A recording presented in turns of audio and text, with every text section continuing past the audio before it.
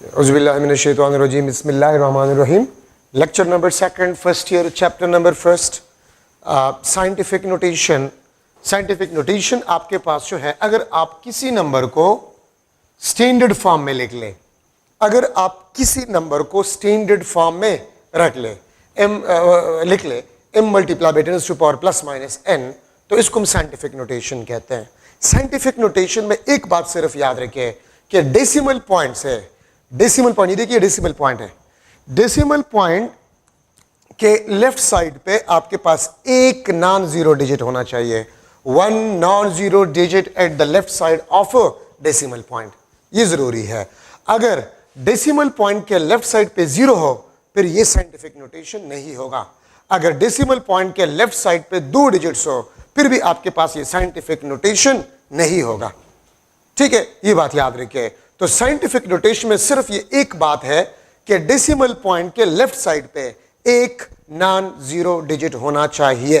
ये इसके लिए रूल है. लार्ज नंबर को या स्मॉल नंबर को आप इन पावर ऑफ 10 फॉर्म में लिख ले, इसको हम साइंटिफिक नोटेशन कहते हैं. ठीक है. अच्छा, प्रीफिक्सेस आपके पास क्या है?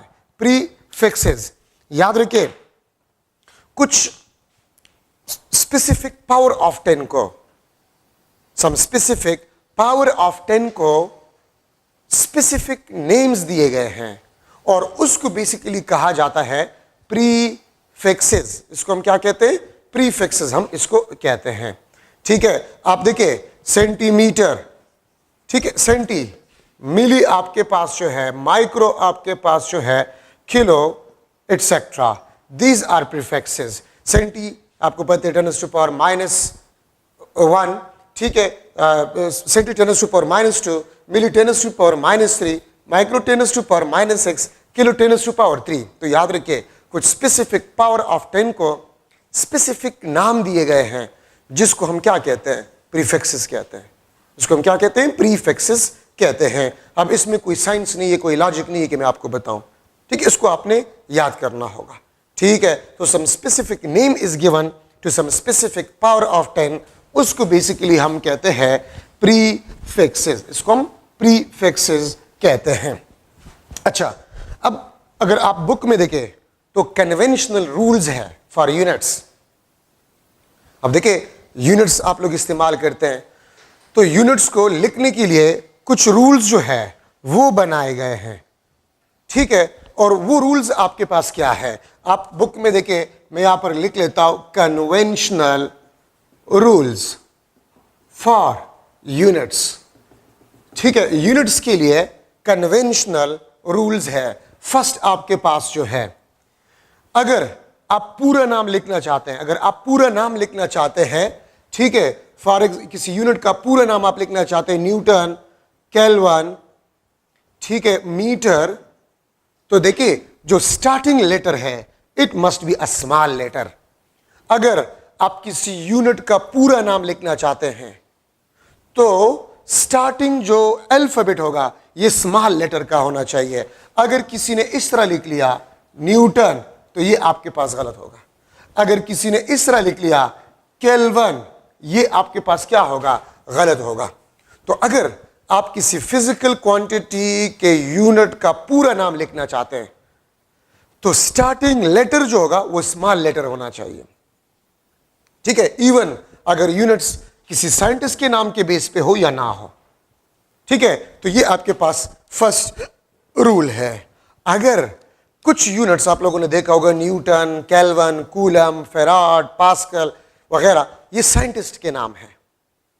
ठीक है, ये साइंटिस्ट के नाम है. ठीक है. तो अगर कोई यूनिट किसी साइंटिस्ट का नाम हो और उसका आप सिंबल जो है, ये सेकंड रूल आपके पास सिंबल के लिए है, फर्स्ट रूल आपके पास फुल नेम के लिए है.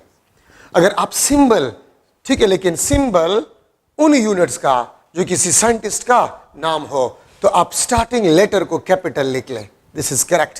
केल्विन साइंटिस्ट का नाम है, दिस इज करेक्ट. लेकिन अगर कोई यूनिट किसी साइंटिस्ट का नाम नहीं है तो फिर आप इसको स्मॉल से रिप्रेजेंट कर सकते हैं. तो सेकंड रूल आपके पास ये है कि उन फिजिकल क्वांटिटीज के यूनिट्स जो किसी साइंटिस्ट का नाम हो, अगर उसका आप सिंबल लिखना चाहते हैं तो स्टार्टिंग लेटर को कैपिटल में लिख ले, ये आपके पास सेकंड। अगर न्यूटन को किसी ने इस तरह लिख लिया, न्यूटन को स्मॉल एन से, गलत होगा। केल्विन को आपने इस तरह लिख लिया, ये गलत होगा। ठीक है, ये याद रखिए। थर्ड आपके पास जो है, थर्ड, अगर आप प्रीफिक्स को इस्तेमाल करना चाहते हैं, अगर आप प्रीफिक्स को इस्तेमाल करना चाहते हैं तो मैं लिख लूंगा no space between prefix and base unit. Base unit और प्रीफिक्स के दरमियान कोई स्पेस आपके पास नहीं होना चाहिए। ठीक है, अब देखिए, अगर मैं लिख लो मिलीमीटर, अगर मैं लिख लो किलोमीटर, ये ठीक है। अगर मैं लिख लूं माइक्रोमीटर, तो याद रखिए जब आप प्रीफिक्स को इस्तेमाल करेंगे तो प्रीफिक्स और बेस यूनिट के दरमियान कोई स्पेस आपने नहीं रखना होगा। ठीक है, अगर मैं इस तरह लिख लो, ठीक है, ये अब ये मिलीमीटर नहीं होगा, ये मीटर है, ये मीटर है, ये मिलीमीटर नहीं है। ठीक है, तो अगर आप प्रीफिक्स इस्तेमाल करना चाहते तो प्रीफिक्स और बेस यूनिट के दरमियान कोई स्पेस नहीं होगा। ठीक है, फोर्थ आपके पास जो है, फोर्थ आपके पास है no more than one prefix used, no more than one prefix used in single measured value. Single measured value में अगर आपके पास जो है प्रीफिक्स आप इस्तेमाल करना चाहते हैं तो एक से ज्यादा प्रीफिक्स को आप इस्तेमाल नहीं कर सकते। आप अगर देखें, अगर मैं लिख लो 3 मल्टीप्लाई बाय 10⁻³ सेंटीमीटर, तो ये ठीक है, आपने एक प्रीफिक्स इस्तेमाल किया, ये ठीक है। लेकिन अगर कोई इस तरह लिख ले कि यार ये भी तो मिली है, और कोई इस तरह लिख ले 3 मिली सेंटीमीटर, तो ये आपके पास गलत होगा। तो याद रखिए, आप डेटा में सिर्फ एक प्रीफिक्स इस्तेमाल कर सकते हैं, आप एक से ज्यादा प्रीफिक्स इस्तेमाल नहीं कर सकते। या no compound prefixes are possible, compound means more than one prefix, ये पॉसिबल नहीं है। ठीक है, अच्छा, अब अगर मैं फिफ्थ रूल को लो तो मस्ट बी स्पेस बिटवीन 2 और मोर यूनिट्स। अगर एक फिजिकल क्वांटिटी है और वो 2 या 2 से ज्यादा यूनिट्स से उस फिजिकल क्वांटिटी का यूनिट बना हुआ है, तो फिर उसके दरमियान आपने प्रीफिक्स जो है वो स्पेस जो है वो आपने लगाना होगा। अब देखिए, जॉल सेकंड जो कि एंगुलर मोमेंटम का यूनिट है, तो जॉल एनर्जी का है, सेकंड टाइम का, देखिए मैंने स्पेस पुट कर लिया। अगर कोई इस तरह लिख ले कि जॉल सेकंड, तो ये गलत होगा। ठीक है, न्यूटन मीटर टार्क का यूनिट है, तो न्यूटन और मीटर 2 यूनिट्स इसके दरमियान स्पेस, अगर किसी ने इस तरह लिख लिया तो ये गलत होगा। तो 2 या 2 से ज्यादा यूनिट्स अगर किसी फिजिकल क्वांटिटी के यूनिट में हो, ठीक है, सो उसके दरमियान आपने स्पेस रखना होगा। ठीक है, उसके दरमियान आपने स्पेस रखना होगा। प्रीफिक्स और यूनिट के दरमियान नो स्पेस, लेकिन 2 या 2 से ज्यादा यूनिट्स हो तो फिर आपने स्पेस जो है वो रखना होगा। ठीक है, 6th नंबर रूल आपके पास जो है, ठीक है, ये स्पेस आपके पास बन गया है। अच्छा, अब यहां पर अगर मैं लिख लूं the power on prefix, the power on base unit, the power on base unit also represent power on prefix. याद रखिए, अगर आपके पास पावर हो, ठीक है, अगर आपके पास पावर हो बेस यूनिट पे, ठीक है, तो वो बेसिकली प्रीफिक्स पे पावर को भी रिप्रेजेंट करता है। ठीक है, किस तरह, इसका मतलब आपके पास जो है क्या है, तो आप इस चीज को देख लें। अगर मैं लिख लो कि 3 किलोमीटर स्क्वायर, तो देखिए पावर सिर्फ बेस यूनिट पे है, पावर सिर्फ बेस यूनिट पे है, लेकिन बेस यूनिट पे जो पावर है वो प्रीफिक्स पे पावर को रिप्रेजेंट करता है। इसको मैं इस तरह भी लिख सकता हूं, 3 किलो स्क्वायर मीटर स्क्वायर, इसको मैं इस तरह भी लिख सकता हूं, किलो 10⁻³ स्क्वायर मीटर स्क्वायर, ये 3 × 10⁻⁶ मीटर स्क्वायर। ठीक है, तो मैं इसको इस तरह भी लिख सकता हूं। तो याद रखिए, अगर डेटा में आप बेस यूनिट पे पावर को देख लें तो वो पावर प्रीफिक्स पे भी पावर को रिप्रेजेंट करता है। ठीक है, ये बात याद रखिए। तो 3 किलोमीटर स्क्वायर नॉर्मली हम इस तरह इसको लिखते हैं, ये इसको रिप्रेजेंट करता है, इसको रिप्रेजेंट करता है, इसको रिप्रेजेंट करता है। और एक बात याद रखिए, अगर आप बेस यूनिट के पावर को, अगर आप बेस यूनिट के पावर को खोल लें और जो रिजल्टेंट 10 पावर आ जाए तो फिर उसका प्रीफिक्स आप इस्तेमाल नहीं कर सकते। मतलब अगर कोई इस तरह लिख ले कि यार ये तो 10⁻⁶ है, मैं इसको लिख सकता हूं मेगामीटर स्क्वायर, मेगामीटर स्क्वायर, तो ये गलत होगा। मैं इसको इस तरह नहीं लिख सकता। इस तरह आप इसको लिख सकते हैं, इस तरह लिख सकते हैं, इस तरह लिख सकते हैं, इस तरह लिख सकते हैं, वो आप नहीं लिख सकते। ठीक है, और इसमें जो लास्ट रूल आपके पास है, लास्ट रूल वो ये है कि all data must be in a standard system. और स्टैंडर्ड सिस्टम कौन सा है? एसआई सिस्टम है। तमाम डेटा आपने सिंगल सिस्टम में रखना होगा और फिर आपने प्रॉब्लम को सॉल्व करना होगा। अगर कुछ डेटा एसआई सिस्टम में हो, कुछ डेटा आपके पास जो है वो किसी और से ये सिस्टम में हो और आप प्रॉब्लम सॉल्व करेंगे तो रिजल्ट आपका ठीक नहीं आएगा। ठीक है, तो all data must be in a standard system और सिंगल सिस्टम। तो ये आपके पास कन्वेंशनल रूल्स है, बुक में लिखे हुए, वहां से आप देख लें। मैं इसमें एक दो मॉडल एमसीक्यूज जो है वो डिस्कस करना चाहता हूं। किस किस्म के एमसीक्यूज इसमें आ सकते हैं? MCQ, which one is proper unit, which one is proper unit of, let's suppose, Planck's constant. Planck's constant का प्रॉपर यूनिट आपके पास क्या है? ए ऑप्शन आपके पास जो है ये, बी ऑप्शन आपके पास जॉल स्पेस सेकंड, सी आपके पास जो है, ठीक है, वो आपके पास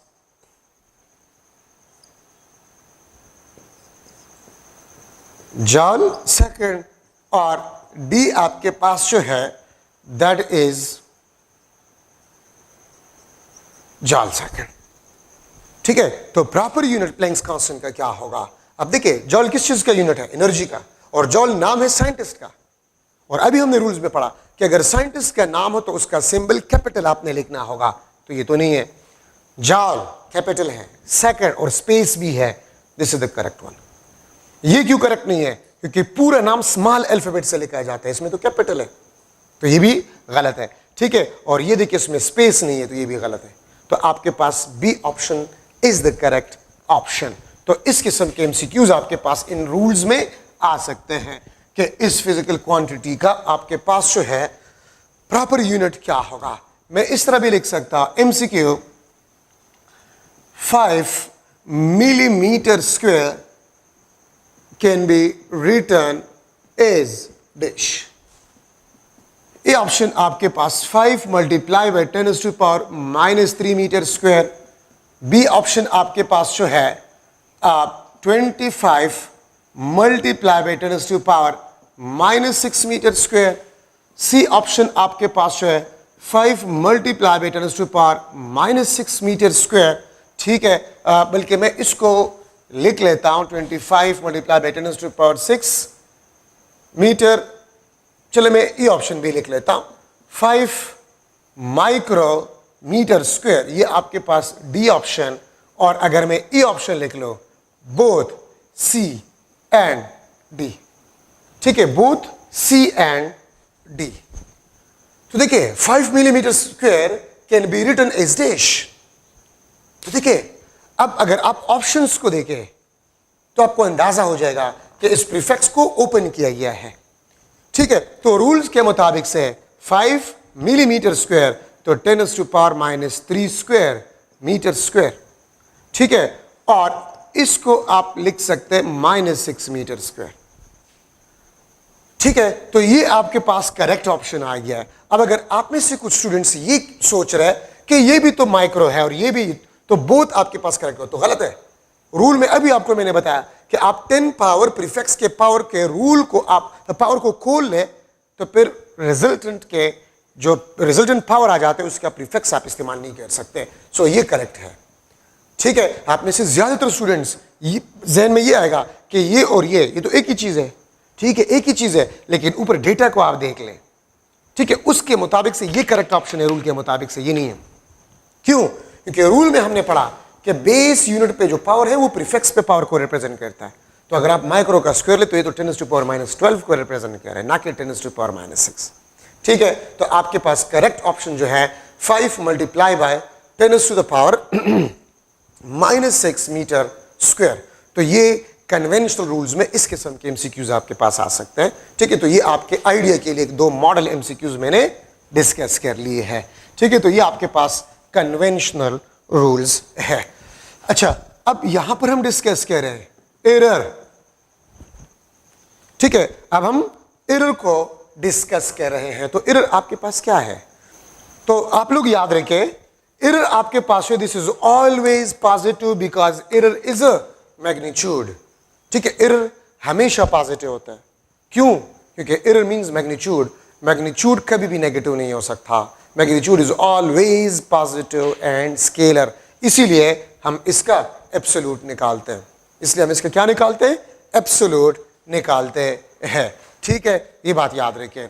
अच्छा, अब एरर आपके पास जो है, मैं यहां पर एक सेंटेंस लिख रहा हूं, errors and uncertainties, errors and uncertainties in single measured value. In single measured value will be always aided.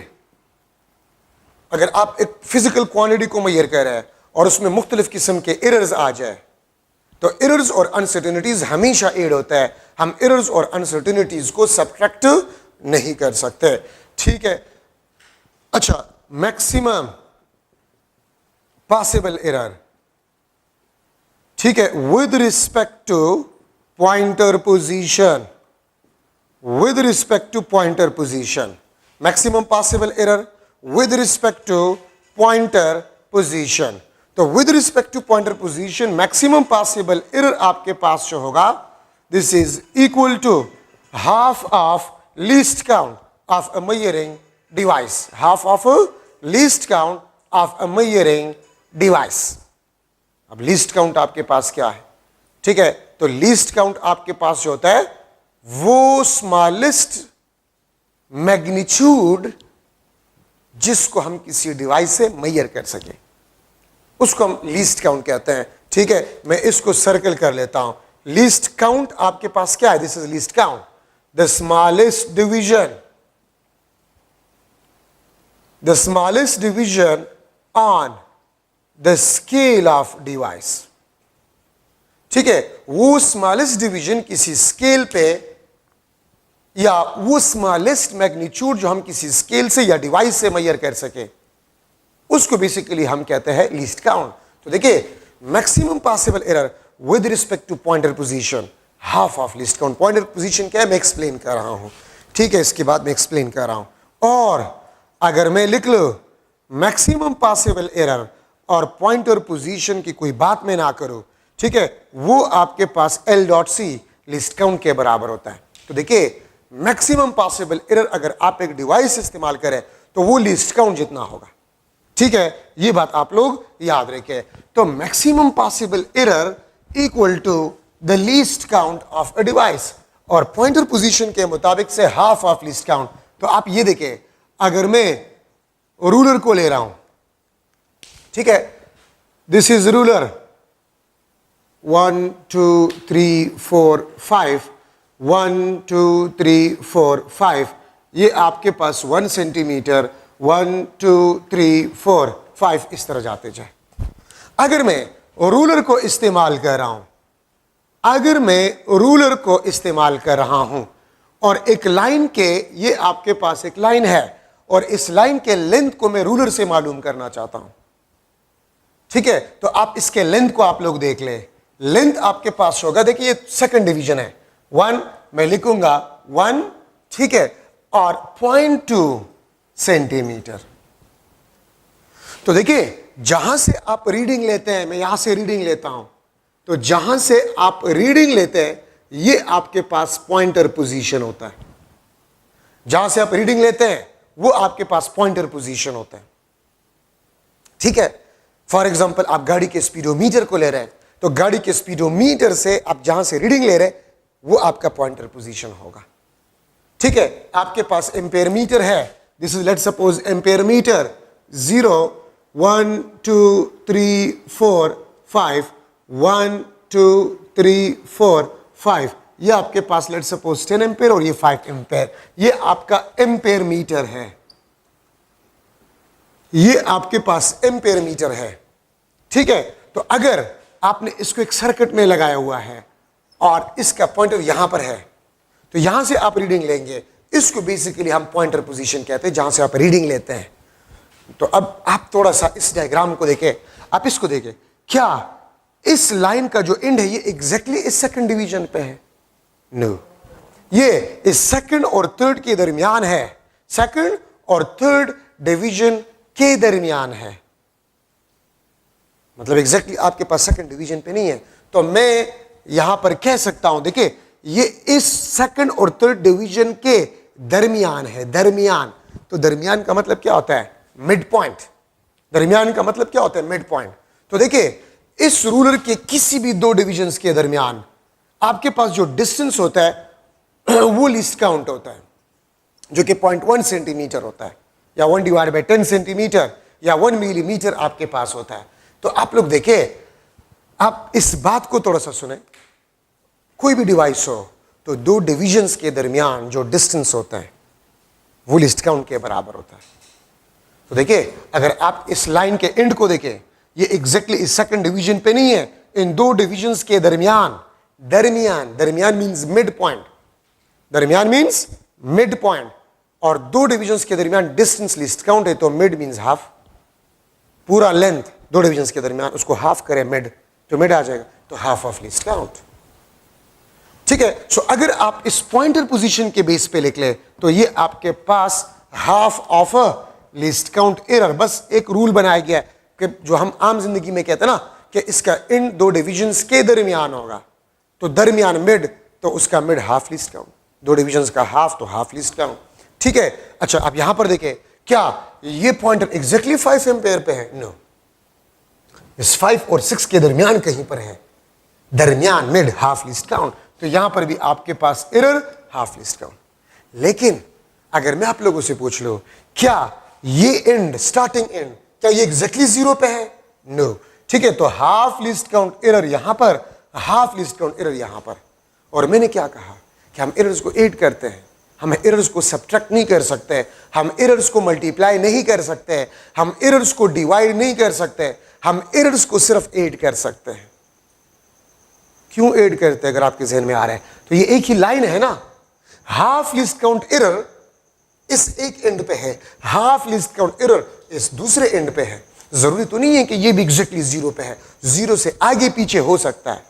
तो आगे पीछे दो डिविजन्स के वही दरमियान वाली बात हम करते हैं, तो हाफ लीस्ट काउंट, तो हाफ लीस्ट काउंट एरर यहां पर है, हाफ लीस्ट काउंट एरर यहां पर है, तो टोटल एरर क्या होगा? Half least count plus half least count, और ये आपके पास बन जाएगा least count of a device, ये आपके पास least count of a device बन जाएगा। ठीक है, ये बात याद रखिए। तो इसलिए मैंने आपको कहा ना, देखिए अब मैं अगर इस हाफ लीस्ट काउंट और हाफ लीस्ट काउंट को सब्ट्रैक्ट करूं तो 0, और एरर कभी भी 0 नहीं हो सकता। अगर मैं मल्टीप्लाई करूं तो 1/4, तो एरर तो कम हुआ, एरर कम नहीं हो सकता। ठीक है, तो इसलिए हम एरर्स को हमेशा ऐड करते हैं। तो maximum possible error is equal to a least count of a device. ठीक है, रूलर का लीस्ट काउंट 0.1 सेंटीमीटर या 1 मिलीमीटर, वर्नियर कैलिपर का 0.01 सेंटीमीटर या 0.1 मिलीमीटर, और स्क्रू गेज का 0.001 सेंटीमीटर या 0.01 मिलीमीटर लीस्ट काउंट है स्क्रू गेज का। ठीक है, तो maximum possible error is equal to least count of a device. तो आप जो डिवाइस इस्तेमाल कर रहे हैं और आपको बताया जाए कि मैं इस डिवाइस को इस्तेमाल कर रहा हूं, तो मेजर्ड वैल्यू में मैक्सिमम पॉसिबल एरर क्या होगा? तो least count of a device. मैं रूलर को इस्तेमाल कर रहा हूं, एक रॉड के लेंथ को मेजर कर रहा हूं, the length of a rod is 20 centimetre, then what will be the maximum possible error in the length of a rod? तो लीस्ट काउंट ऑफ रूलर क्या है? 0.1 सेंटीमीटर। ठीक है, मैं इस मार्कर के लेंथ को मेजर कर रहा हूं by using a ruler, and the length of this marker is 30 centimeter. So what is the maximum possible error in the length of this rod? तो आपके पास least count of a ruler 0.1 centimeter या 1 millimeter. If I using a vernier caliper to measure the diameter of a wire, where the diameter of a wire is 1.22 centimeter, then what will be the maximum possible error in the diameter of that wire? तो आपने vernier caliper इस्तेमाल किया तो maximum possible error the least count of a vernier calliper. ठीक है, ये बात याद रखें. तो ये आपके पास error, maximum possible error, least count of a device आपके पास होगा. और वो पॉइंट भी आपको क्लियर हो गया कि हम सिंगल मेजर्ड वैल्यू में एरर्स को हमेशा ऐड करते हैं. अच्छा, अब यहां पर आपके पास टाइप्स ऑफ एरर है. नंबर फर्स्ट आपके पास पर्सनल एरर. ठीक है, सेकंड आपके पास जो है सिस्टमैटिक एरर, सिस्टमैटिक एरर. और थर्ड आपके पास जो है that is a random error. तीन किस्म के एरर है, पर्सनल एरर, सिस्टमैटिक एरर और आपके पास है रैंडम एरर. इसका कास आपके पास जो है वो ऑब्जर्वर है या एक्सपेरिमेंटर है. ऑब्जर्वर और एक्सपेरिमेंटर आपके पास इसका कास होता है. ठीक है, फॉर एग्जांपल पर्सनल एरर जो एक्सपेरिमेंट कर रहा है, जो ऑब्जर्वेशन कर रहा है, उससे कोई एरर कास हो जाए, वो पर्सनल एरर में आता है. मिसाल क्या है, आप स्केल को सही रीड नहीं कर रहे, यह आपका एरर है. स्केल को आप सही तरीके से रीड नहीं कर रहे, कोई नेचुरल इम्परफेक्शन हो. मैं मिसाल देता हूं स्टूडेंट्स को कि आप किसी को कह दे कि visible spectrum of hydrogen atom को पढ़े और वो कलर ब्लाइंड है, तो वो नेचुरल इम्परफेक्शन में आता है. ठीक है, तो एक ऑब्जर्वर से जो एरर आ जाए वो पर्सनल एरर कहलाता है. और याद रखिए, पर्सनल एरर को कंप्लीटली रिमूव किया जा सकता है अगर आप ऑब्जर्वर को वेल ट्रेन करें. अगर आप ऑब्जर्वर को वेल ट्रेन करें, ऑपरेटर्स को ऑपरेट करना उसको आ रहा है. अगर कोई बंदा डिवाइस ऑपरेट नहीं कर सकता तो वो गलती करेगी, वो पर्सनल एरर आपके पास आ जाएगी. ठीक है, सिस्टमैटिक एरर आपके पास जो है, इसका जो कास है error in device, error in device, device में आपके पास अगर एरर हो, ठीक है, या इंस्ट्रूमेंट में आपके पास एरर हो, तो ये सिस्टमैटिक एरर में आता है. ठीक है, फॉर एग्जांपल पुअर स्केलिंग या कैलिब्रेशन, पुअर स्केलिंग और calibration.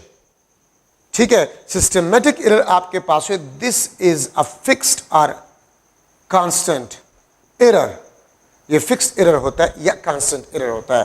And we can completely remove it. We can completely remove it by comparing with standard device. आप अगर एक स्टैंडर्ड डिवाइस के साथ कंपेयर करें तो आप किसी भी डिवाइस से या किसी भी ऑपरेटर से एरर को निकाल सकते हैं. ठीक है, तो हम इसको कंप्लीटली रिमूव कर सकते हैं. ठीक है, और कॉमन एग्जांपल इसका जो है, कॉमन एग्जांपल, ठीक है, पुअर स्केलिंग और यहां पर आपके पास जीरो एरर. जीरो एरर भी इसका एक कॉमन मिसाल है, systematic error. Zero error is also known as a systematic error. ठीक है, रैंडम एरर आपके पास जो है, इसका जो कास होता है, इसका जो कास होता है वो एनवायरमेंटल कंडीशंस होते हैं. एनवायरमेंटल कंडीशंस याद रखिए, एनवायरमेंटल कंडीशन रैंडम एरर का कास है. और हम इसको रैंडम क्यों कहते हैं? ठीक है, नॉट फिक्स्ड और कांस्टेंट एरर. याद रखिए, इसको नाम ही रैंडम इसलिए दिया गया है क्योंकि ये फिक्स नहीं है, कांस्टेंट नहीं है. क्यों? एनवायरमेंटल कंडीशंस फिक्स अमाउंट में वेरी नहीं होता, रैंडमली वेरी होता है. तो इसलिए एरर भी आपके पास रैंडम ही आएगा. तो रैंडम और सिस्टमैटिक में फर्क आपके पास ये है कि ये फिक्स है, दिस इज फिक्स्ड और कांस्टेंट एरर. लेकिन ये आपके पास जो दिस इज नॉट फिक्स्ड और कांस्टेंट एरर. और याद रखिए, रैंडम एरर आपके पास जो है, it can not be removed, ये can not be removed completely, हम इसको कंप्लीटली रिमूव नहीं कर सकते। रैंडम एरर को कंप्लीटली रिमूव नहीं किया जा सकता। हाँ, इसको मिनिमाइज किया जा सकता है, इसको मिनिमाइज किया जा सकता है। ठीक है, और किस तरीके से मिनिमाइज किया जा सकता है? Random error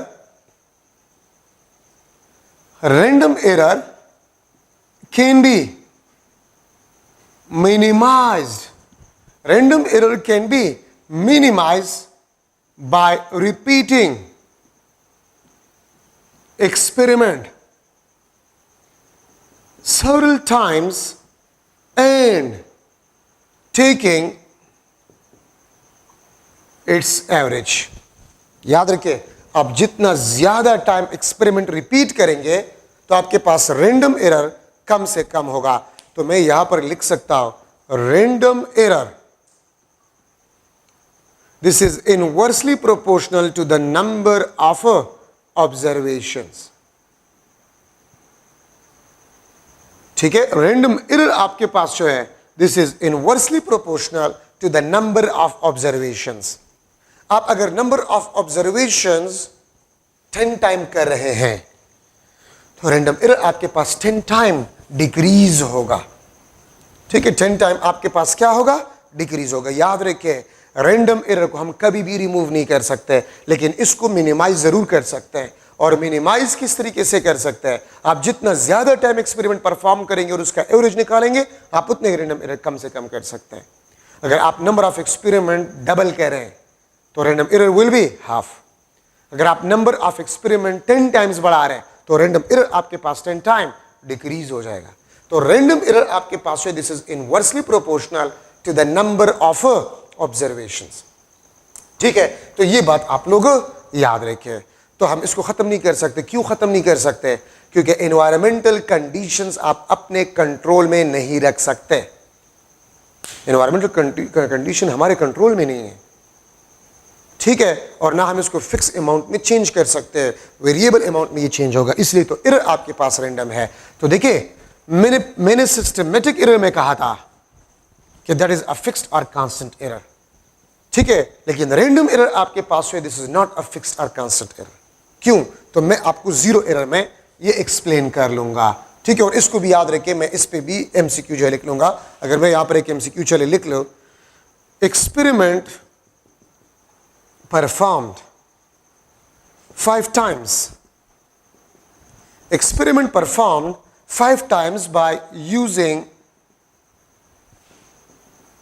single device and error. Average error भी कहा जा सकता है। And average error or error observed is X. Error observed is X. If we repeat experiment 10 times, 10 times, मैं इस 10 टाइम्स के साथ यहां पर थोड़ा सा जगह छोड़ रहा हूं। ठीक है, आप मत छोड़े, आपके लिए 2 एमसीक्यूज हो जाएंगे। 10 टाइम्स, देन एवरेज एरर या error will be dash। Experiment को मैंने 5 टाइम जो है रिपीट किया। एक्सपेरिमेंट परफॉर्म्ड 5 टाइम्स या repeated 5 times by using single device and error observed is X। if we repeat experiment 10 times then error will be dash। ठीक है, मैं यहां पर ऑप्शंस लिख लेता हूं। A option X, B option 2X, C option X divide by 2 और D option x divide by 3। अब देखिए थोड़ा सा, पहले हमने एक्सपेरिमेंट कितना टाइम परफॉर्म किया? 5 टाइम्स, और एरर आपके पास क्या था? x था। अगर आप एक्सपेरिमेंट को रिपीट करें 10 टाइम्स तो 10 5 का डबल है। ठीक है, 10 आपके पास ये 5 का डबल है। तो पहले आपने 5 टाइम एक्सपेरिमेंट परफॉर्म किया था, अभी आपने 10 टाइम्स डबल। तो अगर नंबर ऑफ ऑब्जर्वेशन डबल हो गए तो एरर विल बी हाफ। तो ये आपके पास आंसर होगा x डिवाइड बाय 2। ये इस रिलेशन के बेस पे। ठीक है, अच्छा अब मैंने यहां पर ये जगह क्यों छोड़ा है? अब देखिए, मैं आपको एक बात बता रहा हूं, एमसीक्यूज को आपने पूरा पढ़ना होगा, क्योंकि एमसीक्यू में अगर एक वर्ड का इजाफा हो जाए, एक वर्ड का इजाफा हो जाए, तो उसका आंसर चेंज हो जाता है। अब मैं इस एमसीक्यू का आंसर x/2 है, मैं सिर्फ इसमें एक वर्ड ऐड कर जाता हूं, 10 times more। मैंने सिर्फ एक वर्ड ऐड किया, तो अगर मोर मैंने ऐड किया तो क्वेश्चन x/2 नहीं होगा। तो एमसीक्यू को पूरा पढ़ना है, एक वर्ड एमसीक्यू के आंसर को चेंज कर जाता है, तो थोड़ा सा आप लोगों ने एहतियात करना होगा। अब देखिए, अब आंसर क्या होगा? तो देखिए, पहले कितने एक्सपेरिमेंट परफॉर्म किया गया था? 5 times। अब 10 times मोर। आपके पास 5 रुपए थे, 10 और आपको मिले तो कितने बन गए? 15। और 15 5 का 3 times है। मैं फिर रिपीट कर रहा हूं, आपके पास 5 रुपए थे, मैंने आपको 10 और दिए, I give 10 rupees more.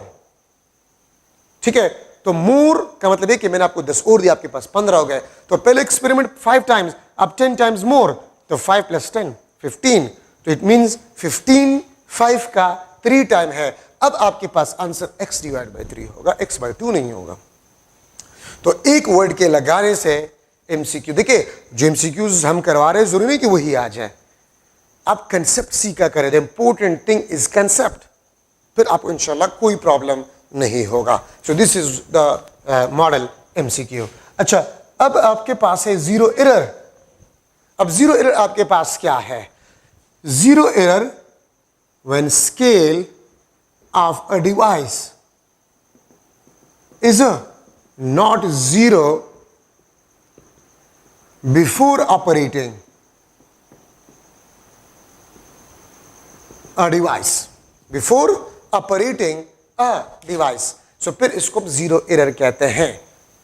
Zero error when scale of a device is not zero before operating a device. अभी आप डिवाइस ऑपरेट नहीं कर रहे, ठीक है, लेकिन उसका स्केल जीरो नहीं है, उसका स्केल आपके पास है वो जीरो नहीं है, तो इसको हम कहते हैं जीरो एरर। क्या मतलब है?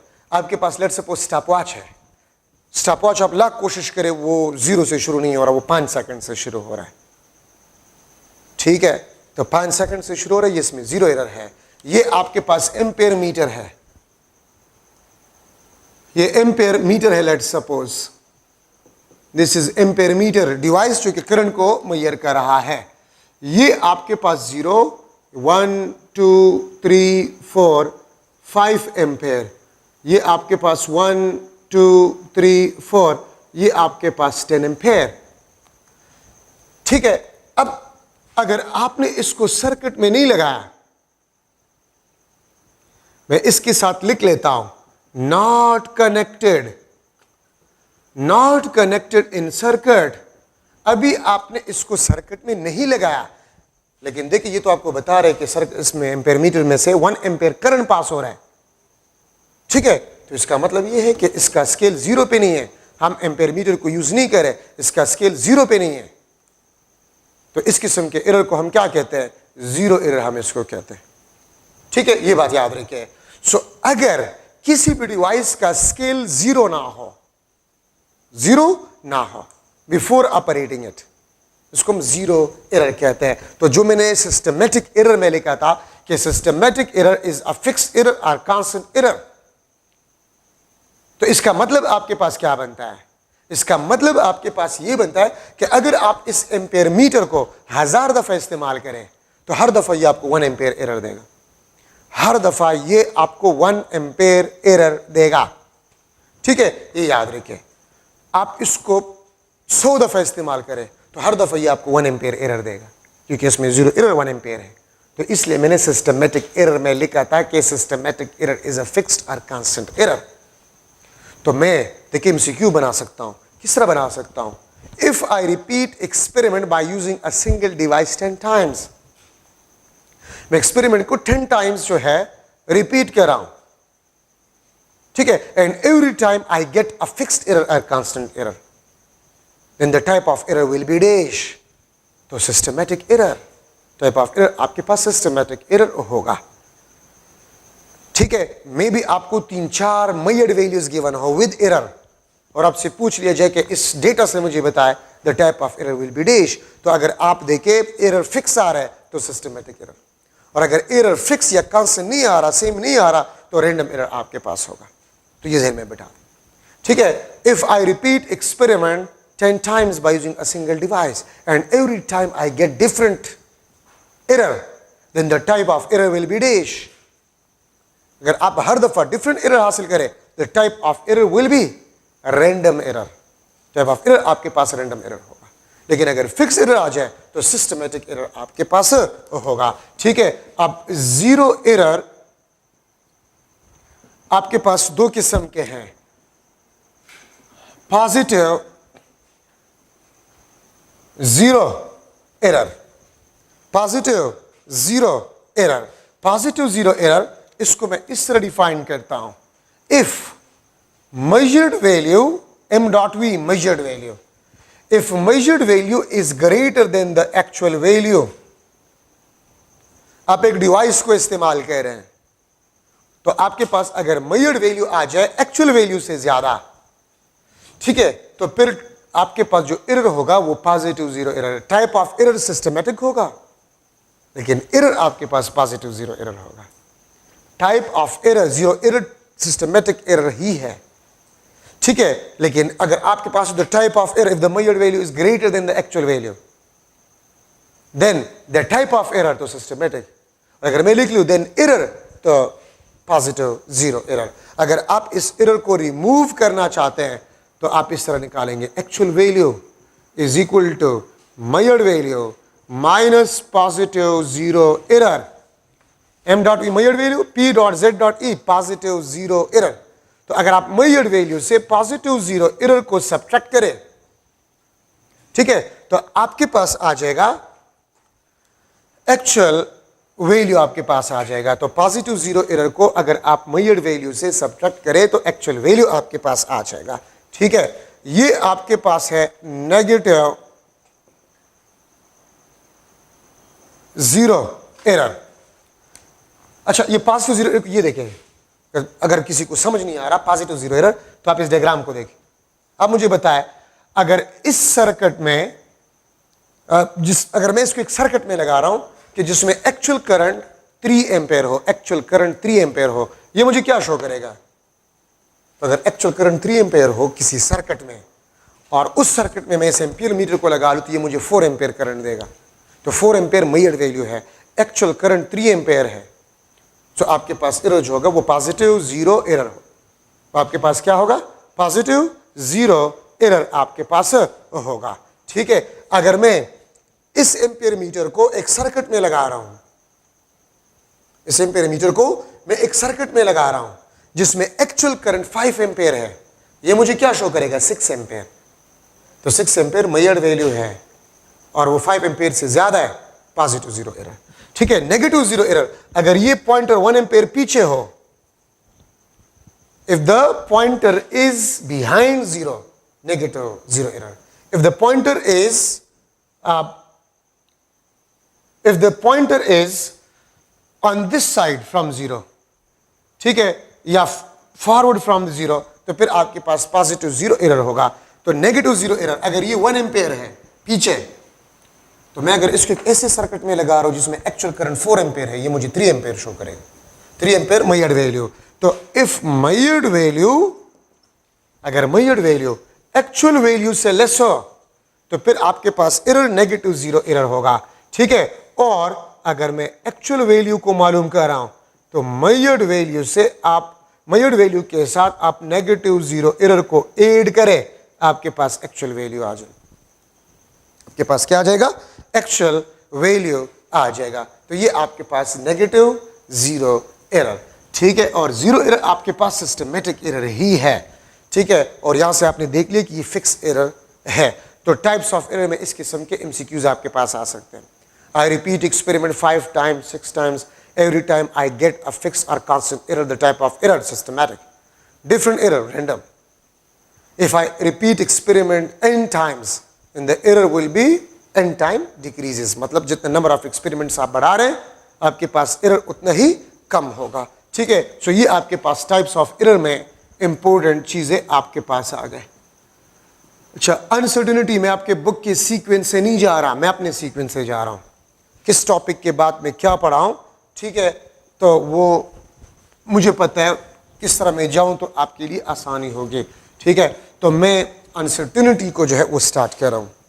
अनसर्टेनिटी आपके पास जो है, ये भी आपके पास है द रेंज और एस्टिमेट ऑफ एरर, रेंज और एस्टिमेट ऑफ एरर, अंदाज़तन एरर। देखिए, अनसर्टेनिटी का मतलब क्या होता है, अनसर्टेनिटी भी एरर है लेकिन नोन एरर नहीं है। नोन एरर एग्जैक्टली आप नहीं बता सकते कि इतना एरर होगा, इसीलिए इसको हम अनसर्टेनिटी कहते हैं। ठीक है, इसमें शक होता है, एग्जैक्टली ये हो भी सकता है नहीं भी हो सकता, तो इसीलिए इसको नाम अनसर्टेनिटी दिया गया है। और याद रखिए, अनसर्टेनिटी भी एरर है लेकिन नोन एरर नहीं है। और मुझे किस तरह पता चलेगा कौन सा एरर है और कौन सा अनसर्टेनिटी है, तो बहुत आसान है। अगर आपके पास एक्चुअल वैल्यू है तो आपने जो वैल्यू मेजर की उसका डिफरेंस निकाल ले, वो एरर कहलाता है। लेकिन अगर आपके पास एक्चुअल वैल्यू नहीं है तो फिर आप एस्टिमेटेड, अंदाज़तन एरर लेते हैं, और अंदाज़तन एरर ये अनसर्टेनिटी कहलाता है। अंदाज़तन एरर आपके पास जो है वो अनसर्टेनिटी कहलाता है। और इसकी मिसाल मैं स्टूडेंट्स को ये देता हूं कि क्लास से आप बाहर है और आपको अंदर में नज़र नहीं आ रहा कि क्लास में सर इजहार इस टाइम किधर मौजूद है, तो कोई बताते यार मुझे तो इस तरह लग रहा है वो बोर्ड के साथ खड़ा है, एग्जैक्टली बात वो नहीं कर सकता कि किधर खड़ा है। ठीक है, तो इसलिए फिर आपके पास इन अनसर्टेनिटीज को हम कहेंगे। ठीक है, और अगर एक बंदा आ जाए और वो मुझे देख ले और कह दे कि यार ये तो बोर्ड से नहीं है, दरमियान में खड़ा है, तो जो डिफरेंस था वो एरर था। तो एरर नोन वैल्यू होता है और अनसर्टेनिटी ये एस्टिमेटेड एरर होता है, अंदाज़तन एरर होता है। ठीक है, तो ये बात आप लोग याद रखिए। सो द रेंज और एस्टिमेट ऑफ एरर, अगर एक्चुअल वैल्यू है तो फिर तो एरर आप एग्जैक्टली मालूम कर सकते हैं, अगर एक्चुअल वैल्यू नहीं है तो फिर आप एग्जैक्ट एरर मालूम नहीं कर सकते, तो इसलिए हम इसको फिर अनसर्टेनिटी कहते हैं। एब्सोल्यूट अनसर्टेनिटी, एब्सोल्यूट अनसर्टेनिटी याद रखे, इसको हम ये भी कहते हैं this is the maximum possible error, जो अभी कुछ देर पहले मैं डिस्कस कर चुका हूं। This is equal two plus minus least count of a device, plus minus least count. ये प्लस आपको किस चीज के बारे में बताता है, ये आपको maximum range of actual value, ये maximum range of actual value, ये माइनस आपके पास जो है ये आपको minimum range of actual value के बारे में बताता है। Plus maximum range of actual value, maximum range of actual value, minimum range of actual value, plus minus. जिस तरह हम आम जिंदगी में इस्तेमाल करते हैं ना, कम उबेश। ठीक है, जिस तरह हम आम जिंदगी में इस्तेमाल करते हैं कम उबेश। ठीक है, तो ये प्लस माइनस वही कम उबेश है।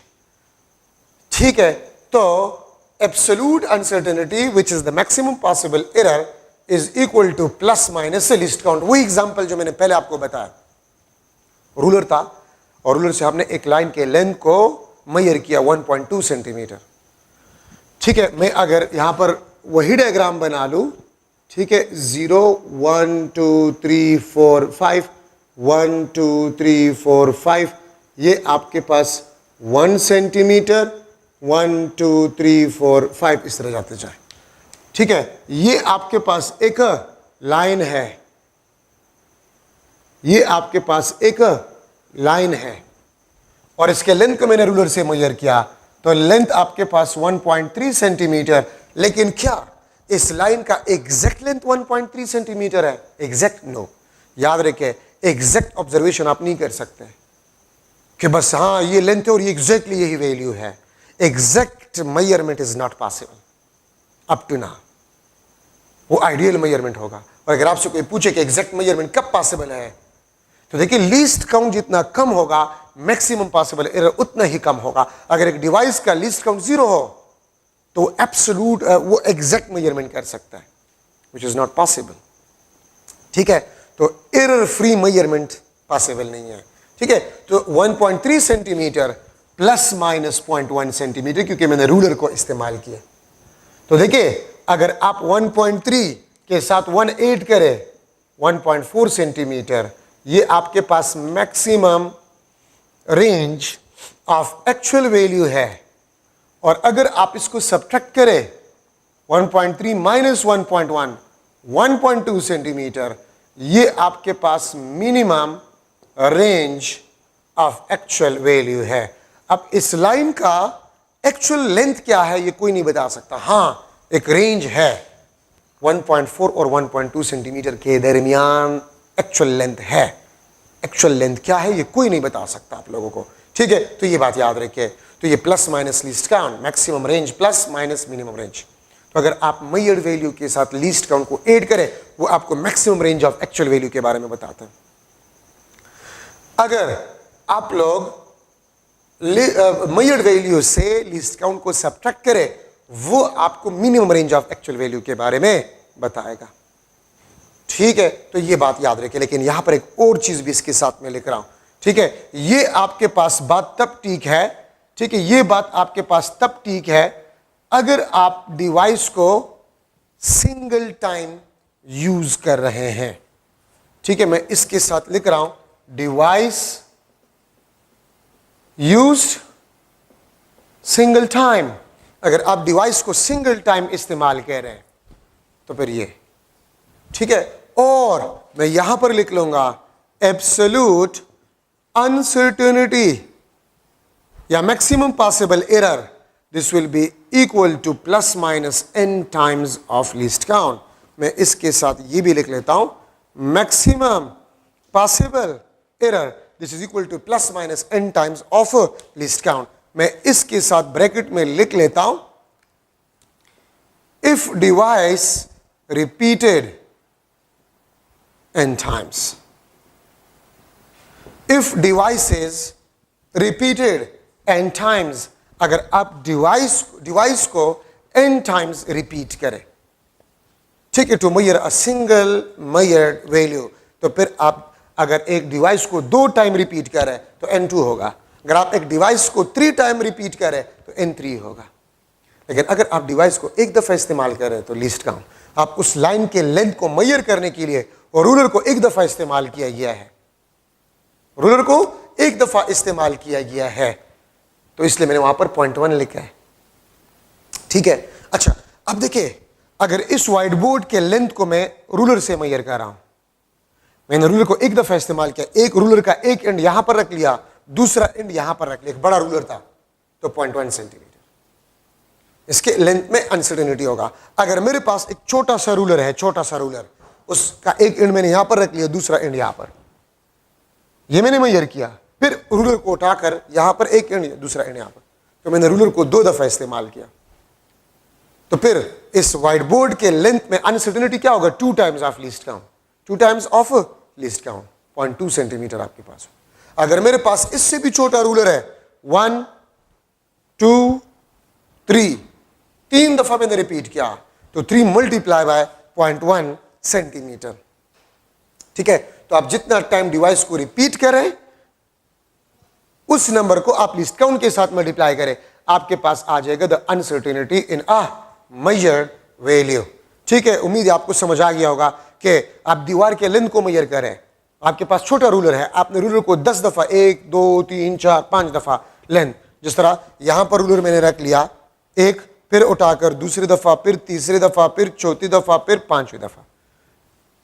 रूलर छोटा है तो मैंने 5 दफा रूलर को इस्तेमाल किया इस व्हाइट बोर्ड की लेंथ को मेजर करने के लिए, तो 5 multiply by least count of a device, ठीक है। तो आपके पास एरर जो होगा या मैक्सिमम पॉसिबल एरर जो होगा या एब्सोल्यूट अनसर्टेनिटी जो होगा, तो जितना टाइम आप रूलर को इस्तेमाल करें उसको मल्टीप्लाई करें with the least count of a device. अगर मैं लिख लूं ruler is repeated 10 times to measure length of rod, which is that is length of rod is equal to 180.62 centimeter. 180.62 centimeter. Ruler is repeated 10 times to measure length of a rod, that is 180 नहीं, मैं 1080.62 centimetre लिख लेता हूं. 1080.62 centimetre उस rod का length है. Then absolute uncertainty in length of rod will be dash. ठीक है, आपके पास एब्सोल्यूट अनसर्टेनिटी क्या होगा या मैक्सिमम पॉसिबल एरर क्या होगा? A option 0.1 centimetre, B option 1 centimetre, C option 1 millimetre और डी ऑप्शन आपके पास जो है 10 सेंटीमीटर. ठीक है, आप ये देखिए कितना टाइम आपने रूलर को रिपीट किया, 10 टाइम्स. तो एन आपके पास क्या होगा? 10. लिस्ट काउंट कितना है? 0.1 सेंटीमीटर. ये आपके पास 1 सेंटीमीटर बन जाए. So 1 centimetre is the absolute uncertainty और the maximum possible error in the length of a rod. ठीक है, in the length of a rod. ठीक है, अब यहां पर मैं लिख सकता हूं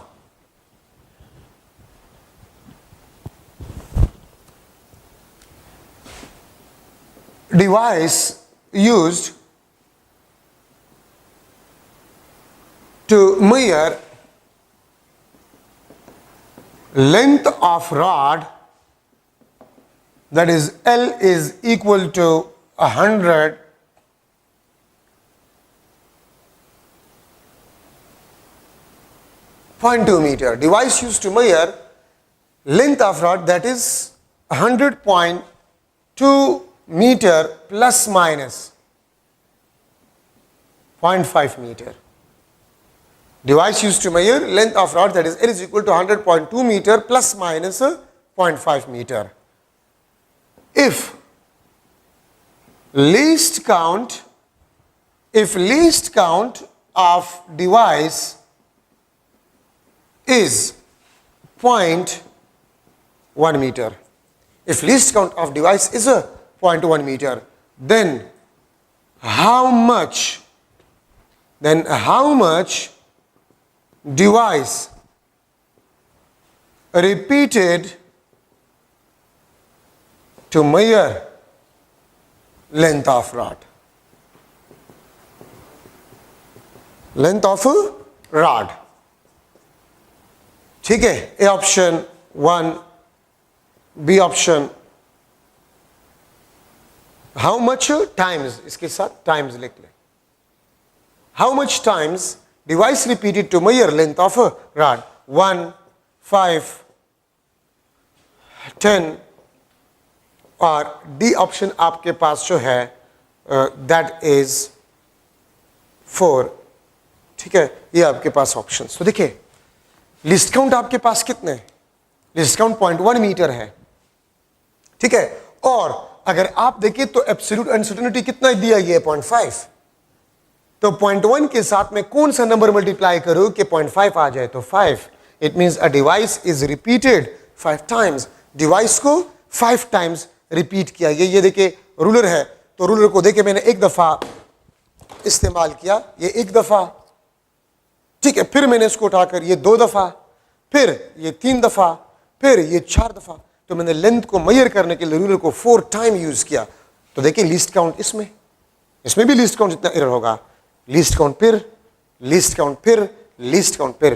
तो लिस्ट काउंट को 4 दफा ऐड करें तो 4 times of list count, 4 times of list count. ठीक है, तो इसलिए मैंने यहां पर n times of list count लिखा था. ठीक है, तो ये आपके पास है एब्सोल्यूट अनसर्टेनिटी.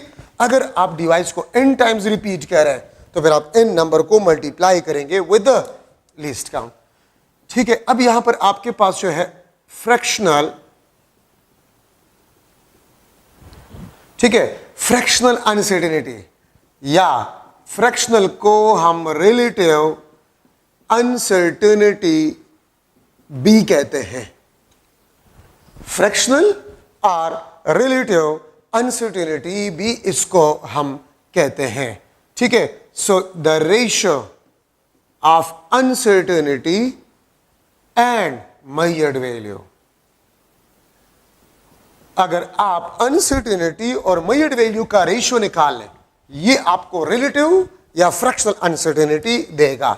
ठीक है, फॉर्मूले के मुताबिक से uncertainty divide by measured value, uncertainty divide by measured value, इसको हम फ्रैक्शनल या रिलेटिव अनसर्टेनिटी कहते हैं। ठीक है, अगर मैं लूं, लेट सपोज आपके पास लेंथ है 40.0 सेंटीमीटर प्लस माइनस 0.1 सेंटीमीटर, तो इसमें आपके पास रिलेटिव अनसर्टेनिटी जो है या fractional uncertainty 0.1 divide by 40 centimetre, तो ये आपके पास 1 डिवाइड बाय 40 सेंटीमीटर। तो अगर आप अनसर्टेनिटी को मेजर्ड वैल्यू पे डिवाइड करें तो ये फ्रैक्शनल या रिलेटिव अनसर्टेनिटी कहलाता है। ठीक है, परसेंटेज अनसर्टेनिटी आपके पास क्या होगा? Percentage uncertainty, uncertainty divide by measured value multiply by 100 divide by 100। अगर आप फ्रैक्शनल अनसर्टेनिटी के साथ 100 को मल्टीप्लाई भी करें और डिवाइड भी करें तो ये आपको परसेंटेज अनसर्टेनिटी देगा। ये आपको क्या देगा? परसेंटेज अनसर्टेनिटी आपको देगा। ठीक है, तो ये आपके पास, इसको मैं इस तरह भी लिख सकता हूं, percentage uncertainty is equal to uncertainty divide by measured value multiply by 100%, multiply by 100%। ठीक है, और इसको मैं इस तरह भी लिख सकता हूं कि परसेंटेज का मतलब ये होता है कि अगर आप लोग किसी मेजर्ड वैल्यू को 100 इक्वल पार्ट्स में डिवाइड करें, 100 इक्वल पार्ट्स में, तो एक पार्ट में अनसर्टेनिटी परसेंटेज अनसर्टेनिटी कहलाता है। परसेंटेज अनसर्टेनिटी का मतलब ये होता है कि अगर आप मेजर्ड वैल्यू को 100 इक्वल पार्ट्स में डिवाइड करें तो एक पार्ट में अनसर्टेनिटी फ्रैक्शनल या रिलेटिव अनसर्टेनिटी कहलाता है। तो ये आपके पास इंपॉर्टेंट डिस्कशन। थर्ड लेक्चर में इंशाल्लाह असेसमेंट ऑफ अनसर्टेनिटी, जो कि काफी इंपॉर्टेंट है एमसीक्यूज के लिए, assessment of uncertainty, addition rule, ठीक है, product and division rule, power rule, uncertainty in mean value, uncertainty in timing experiment, precision और एक्यूरेसी, इसको मैं इंशाल्लाह फर्स्ट ईयर में पढ़ाऊंगा। ठीक है, नेक्स्ट लेक्चर में इंशाल्लाह। ठीक है, तो आप इसको एक नज़र पढ़ें। Thank you so much.